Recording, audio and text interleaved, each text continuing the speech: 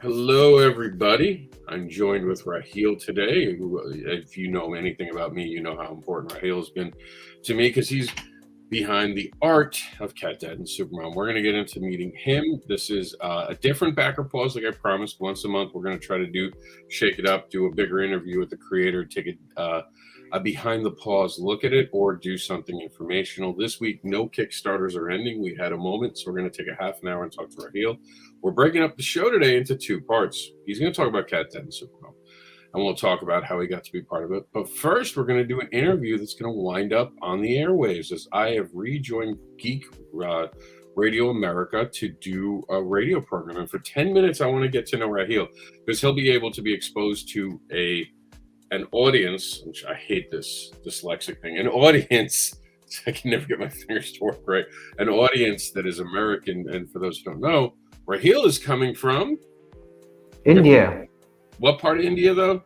Bangalore, India. South India.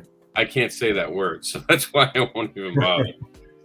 Like I'll get. I mean, it's not really tough. It's just Bangalore. Bangalore. Okay, I could probably get. Like looking at it though, with my dyslexia. With my dyslexia, I have no idea how to say that word. But so yeah, right now, just for those watching and listening, we're gonna start the radio program thing. Excerpt it's going to be 10 minutes, so we're going to time it right, and I'm just going to talk to Rahil, then we'll come back out. I'll just tell you a quick couple things about backer pause, and then we're going to go into the final bit, which will be me and him just talking about CatDad. Both 10-minute segments are going to be recorded for the radio. And with that being said, this is once I say mark, we're literally going to mark that as the time to begin, and I'm literally syncing it up to be at 2 minutes, so it's easier for me to tell when it is. So here we go, Mark.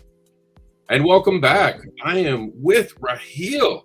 And if you don't know who Rahil is, that means you're missing out. I'm going to let him explain where you can find his work and what he's worked on. And I'm really excited to have him on the comicbookadvocates.com on Geek Radio America show with me today. Rahil, go ahead. Take over. Hey, thanks for having me on the show, Rob. So yeah, just an introduction. Rahil Mohsin is my name. I make comic books. I've been working on this for over 11 years now. Born and raised in Bangalore, India. And my first projects were a couple of graphic novels that I illustrated for a studio in Bangalore, and moved on to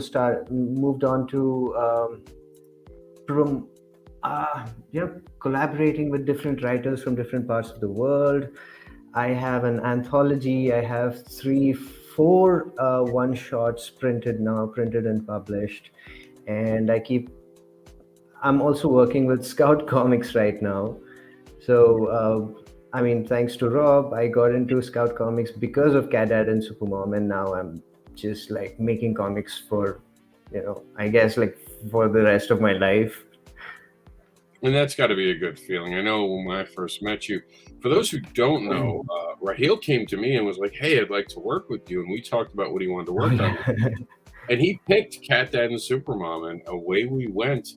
And I'm always proud to hear that someone I'm working with is getting more notoriety and getting out there. For those who don't know, he's a unique artist where he can change his style at will. And I got to give you a lot of credit. I know on the radio you guys can't see it. But on our screen right now during the interview, because this was recorded in the middle of backer pause, we're seeing some of the amazing art. How do you switch styles? Like, is that something that's easy for you, or do you have to kind of remind yourself and look back at the style you're doing if you take a break?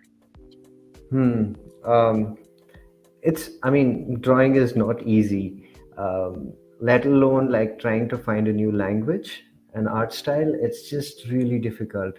But I guess it's the story that's more important to me, and I try to get the art style as close to the story as possible. I mean, the visual treatment is more important for me, so it's okay for me to keep changing art styles that way. And sometimes there are styles that come very easy to me because of probably the comic strips that I've read while I was a kid, and a part of those styles like I kind of adapt from. And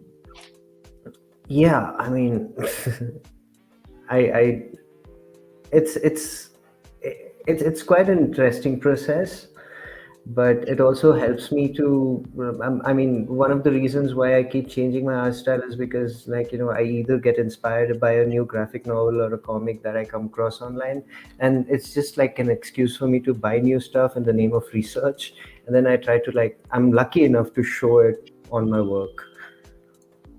Now, many people might not realize this, but you also letter your own artwork.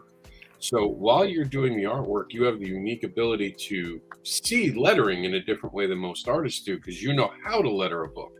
So you understand spacing. Have you ever gotten an opportunity to have someone else letter your work? And if so, how did that work for you?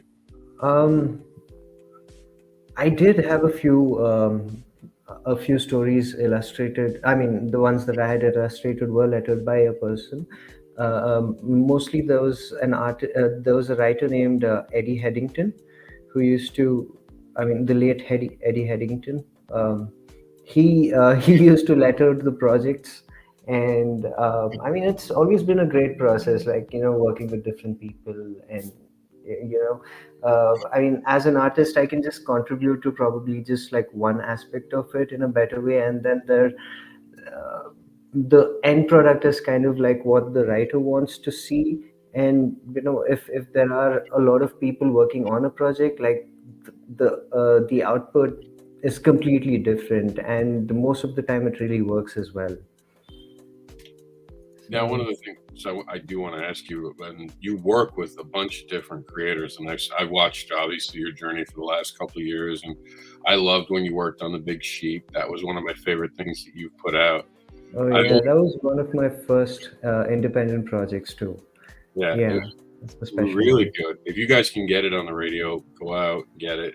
It's worth it, worth the read. And you come up with all these different ideas.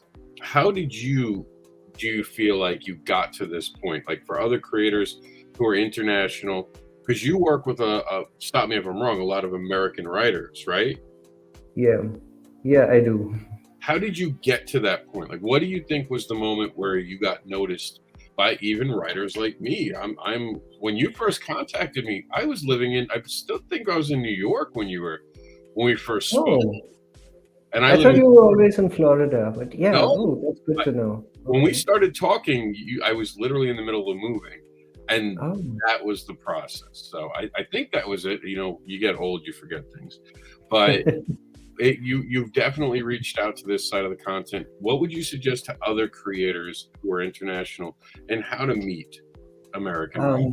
um, I think the time when I started interacting with different writers online, um, Facebook and other social media platforms weren't as saturated as they are right now. So, I mean, I do see that a lot of people are on Discord to try and collaborate with different writers. I think that's the way to go. But earlier on, it was just Facebook for me. And after I had illustrated some three graphic novels, I for a studio, I just decided that it's high time I kind of like try different visual treatments and art styles. So I started putting up my portfolio in different places on Facebook. We have a lot of groups that are dedicated to independent creators, or even connecting them to them with them. So I guess that's where I met my first collaborator, Andre Matios. He's a terrific writer. He's a screenwriter from Lisbon, Portugal, and he happened to see one of my works and he really liked it, and then we connected, and that's how the Big Sheep came out. And once Big Sheep came out, I started posting more job opportunity video requests, where I basically, like, put myself out there as an artist who's willing to convert their a writer's script to a comic. And I was lucky enough; a lot of people managed to see them, and I did stay employed for quite some time. Um and yeah, these collaborations kind of like helped me with my own self confidence, and I took the next step and started printing these books out, and yeah, just testing the markets out. And yeah, and it was through these interactions, I think that's how I got in touch with you, Rob.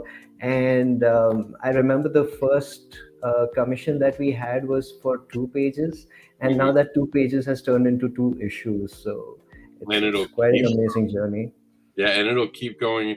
We're going to talk about that in the next segment, but we're down to 2 minutes. So one of the things I want to talk about, first off, if you want to find Rahil, it's Rahil, last name Mohsin, Mohsin. He's on Google. Literally Google his name. Now, quickly, as we're running out of time, I just want to acknowledge you're pretty big in your country. You get a lot of press. Is that overwhelming to feel like, wow, they really see me? People get it. Oh man, I would be lying if I say no, but I think I'm just blessed to be a part of this country of lots of people and get noticed for the kind of work I do. It sure is quite encouraging for me. And And yeah, platforms like Comic Con India, and independent comic festivals like Gazy and Indie Comics Fest have kind of like really like pushed me forward in my journey. And without their help, I don't think I would have like even reached where I think I would have in the next 10 years or 15 years. I don't know. I think you're doing a fantastic job. You're on different projects now. I'm sure more people are going to want to work with you, and not only benefit them. Go on Instagram, look up this young man's name. Be sure to follow him and see what's next. Speaking of what's next on the show, we have some more stuff coming up in between. But when we come back, I'm going to be talking to Rahil about his journey in the CatDad and SuperMom universe. So don't go far, everybody. We're going to be right back. And make sure to go to CatDadandSuperMom.com and see his art. It's all over the page. Literally, that's his art in CatDad and SuperMom. All right, guys. We'll be back in a minute. And now, enjoy this part of your programming.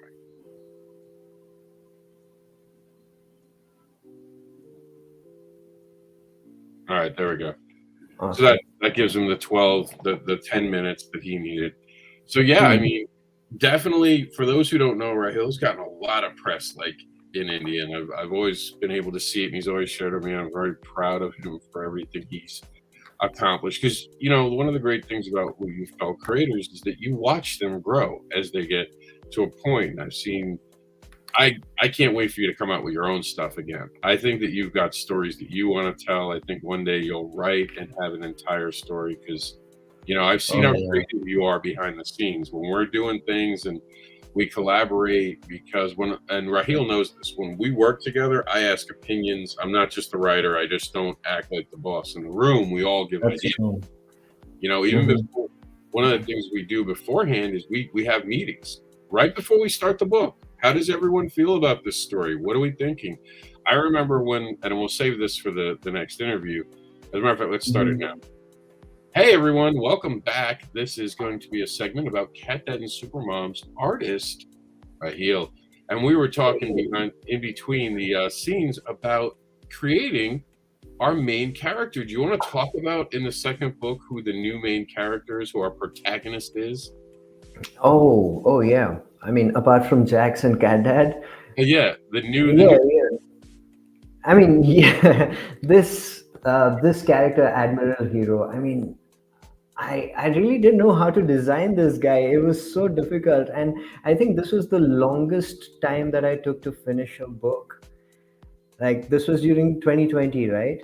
When I had started working, and we weren't able to find this kind of negative character who also like embodies something that is like all these positive things, but then again like he has his own shortcomings as a hero.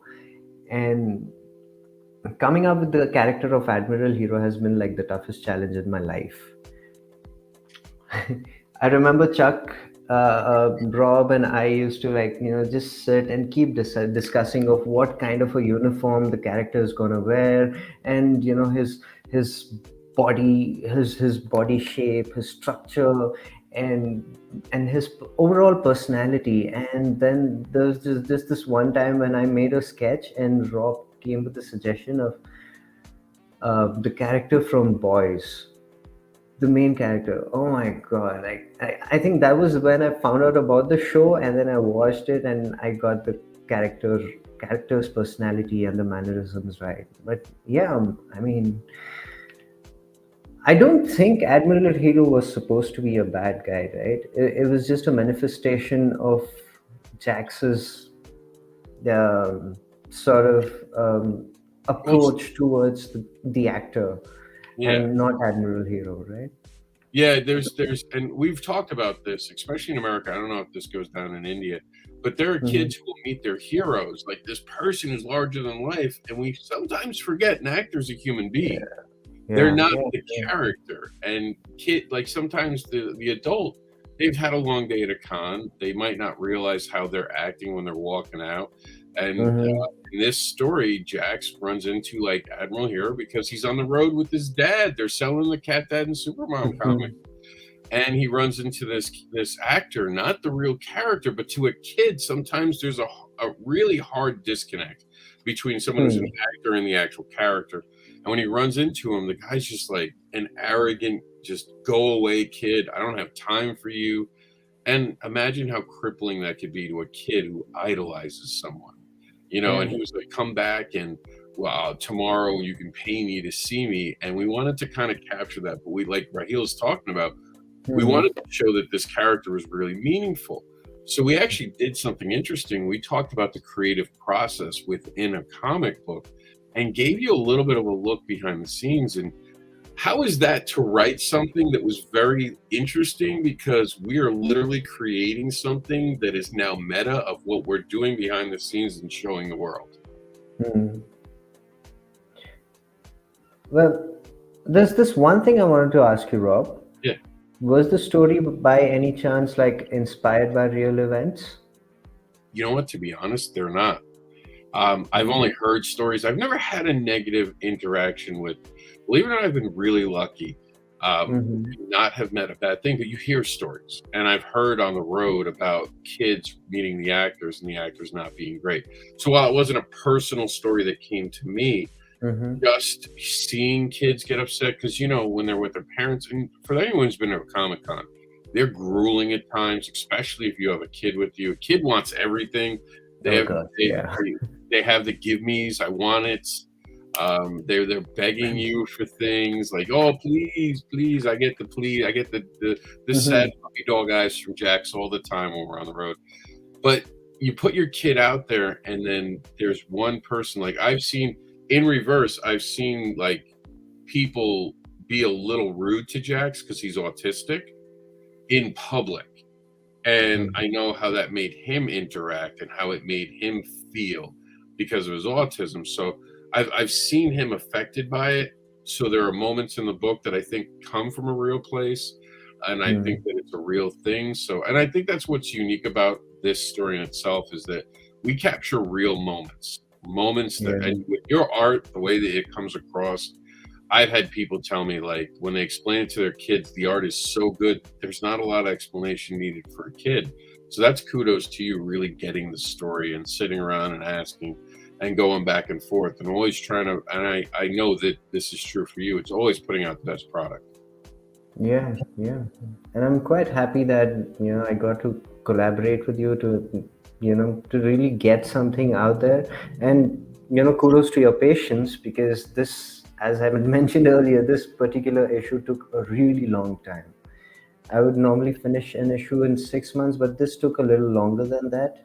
But I think I'm quite happy with the kind of output because this is something that I really wanted to see, and it wouldn't have happened if you hadn't been able to give me that time to, really find the particular language of the characters and the story and even the color palette and everything, like every aspect of the comic right now is what it is only because of your patience and your faith in me. So Uh, yeah, thanks so much, Rob. oh, you're welcome. I have nothing but faith in you. Your storytelling is amazing. And sometimes you step back to put out the best product and you don't rush anything out. I mean, we should have kickstarted it. We ran into some snags in August. So other Yeah. things delayed it. But end result, this book's going to come out there. I already have kids who are clamoring for it and adults too. Oh Uh, really? yeah, your art style has really got, and this is a more unique art style to you. The first issue, it had feelings of like the Fairly Godparents, and I heard that a lot. But Yeah. this you really came out on your own. You came up with your own style. and it feels like it belongs in the universe. You didn't change enough where it feels jarring, but you brought your own like uniqueness to it. Like even there's this one panel where, and I think I have it in here where we're scrolling. Let me go up. It's that one panel. There it is, where you got Cat Dad on the trike. Oh yeah. You got the whole team in action, and that was just beautiful. That right there is a T-shirt. Just that by itself could easily be a T-shirt for kids. I want action figures. The minute I see the trike, I'm like, oh, that should be an action figure for a kid to play with. And you really help to unlock children's Oh imaginations. yeah. And I can can see tell you, that. dude, we in America, we Mhm. have sold out of every printing we have done to this point. We only have a few things that I held in reserve for this Kickstarter. Everything else has been sold. Every Wow. time we do a printing, it is sold out. So That's Cat Dad awesome. is about to go on to its 5th printing, believe it or not. This is a book that people love. We've also donated to hospitals for Wow. sick children. So we have a um, Golisano Children's Hospital down here in Fort Myers, and we've donated copies to it. So your art has made sick children happier during Christmas. So that Oh man, that's awesome. That's that really was, awesome to hear. and we talked about that really early on. That this was Yeah. something that I wanted to give to hospitals. I wanted kids to see this. We've talked in Rahil knows this, and outside of the radio program, we'll talk a little bit more about it.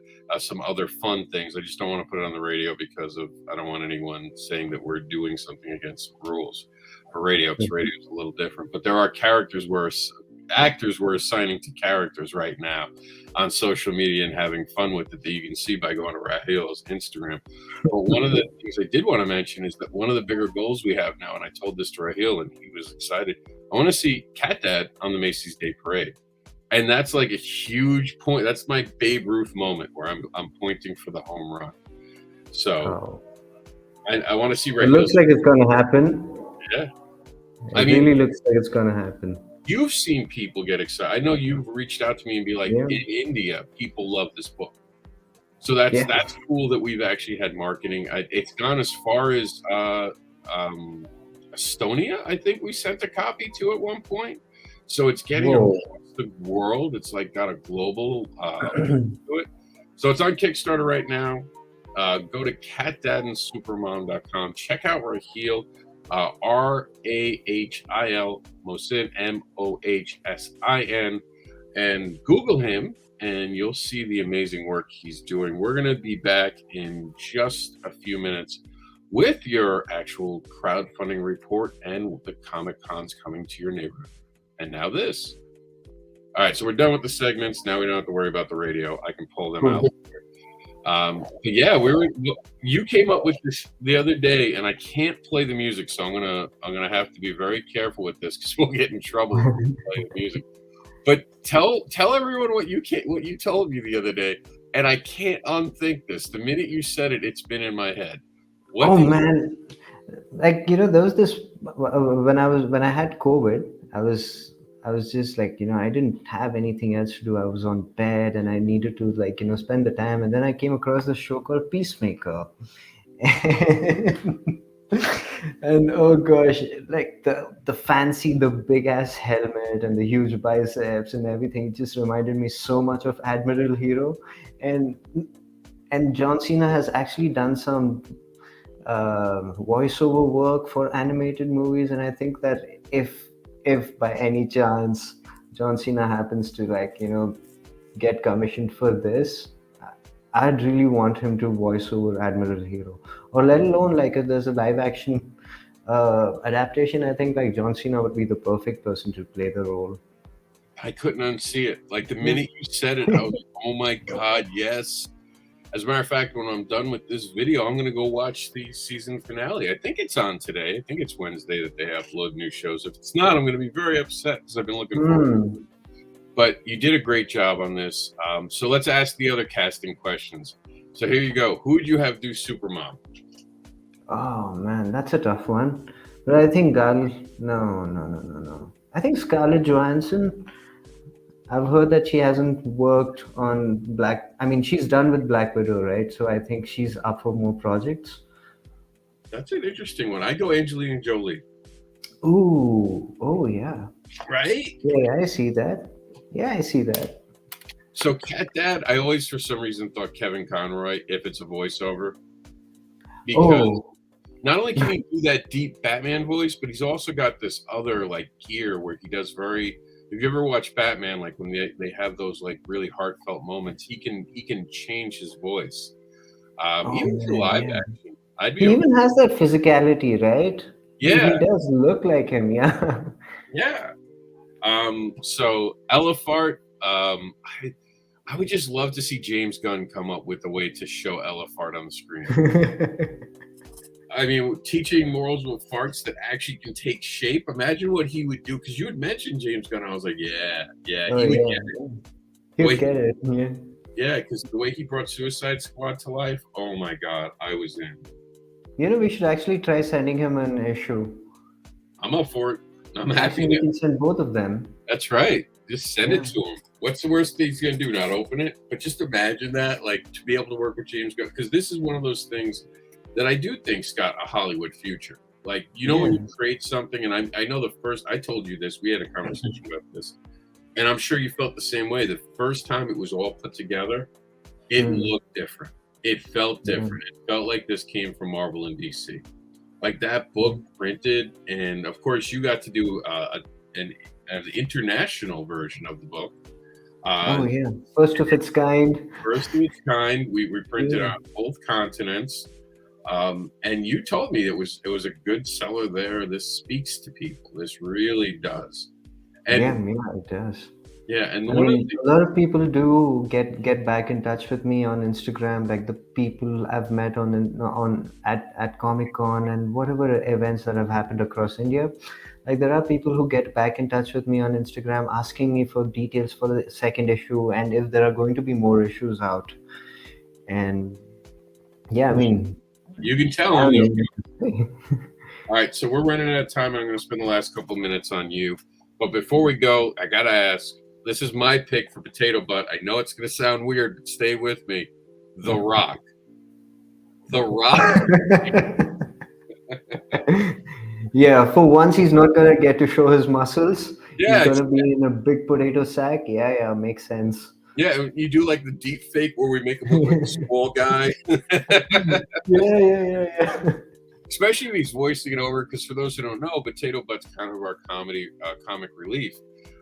In this issue, we don't do a lot of comic relief, but we keep it interesting Mhm. because we're showing that in this one, Jax is hurt, and that shows in that. And I think you did a beautiful job of that one moment, and you'll know what I'm talking about when Cat Dad Yeah, is pointing and going, them, that's them.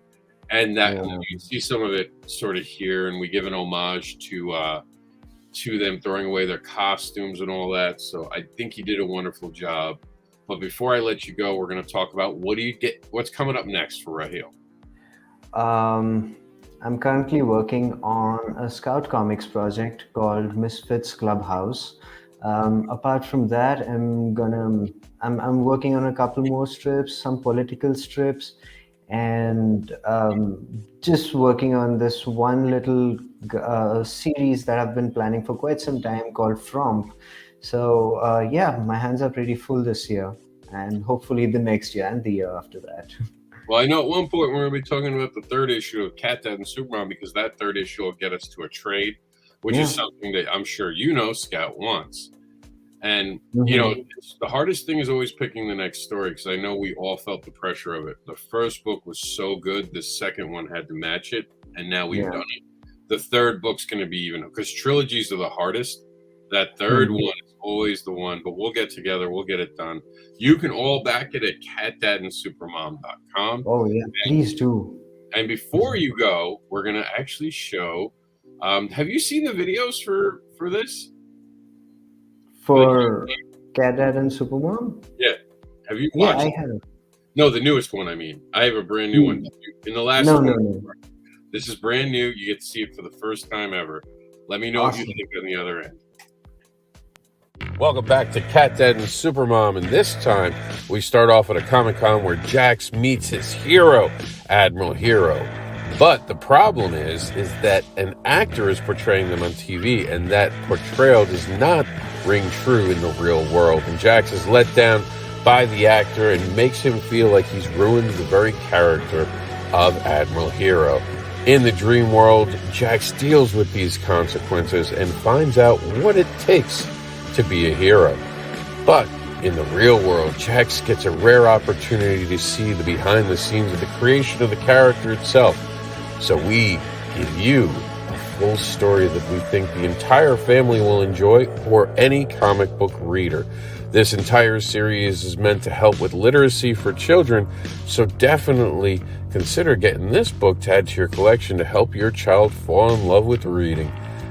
And remember that we still have the first issue available that taught morals with farts. Thank you for checking this video out, and make sure to check out the campaign for full details. I love it. I love it. I love it. I love the background score and everything that you said. Thank you. I appreciate you taking time to hang out with me today. Don't go far because I want to talk to you just quickly off screen. Thank everyone for tuning in. Next week, we'll have a regular back applause. We had the ability to do this week because no campaigns were ending this week. So I got to really just hang out with Rahil, and it's been a while since we got to do an interview with him. And I wanted to make sure that we introduced him to the radio audience. There'll be more about my radio show coming up in the next couple of days.